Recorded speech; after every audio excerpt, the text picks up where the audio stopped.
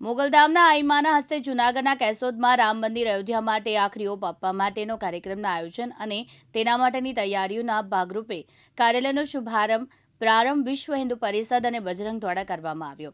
અયોધ્યામાં રામ મંદિર જ્યારે ખુલ્લું મૂકવામાં આવી રહ્યું છે ત્યારે લોકોમાં અનેરો આનંદ પ્રવર્તી રહ્યો છે।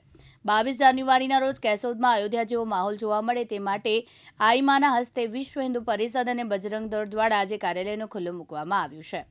आज रोज केशोदनी अंदर श्री राम जन्मभूमि तीर्थ क्षेत्र अयोध्या संपर्क अभियान अंतर्गत विश्व हिंदू परिषद बजरंग दल द्वारा एक भव्यથી भव्य कार्यालयનું ભવ્યથી ભવ્ય રીતે ઓપનિંગ શુભારંભ કરવામાં આવેલો છે।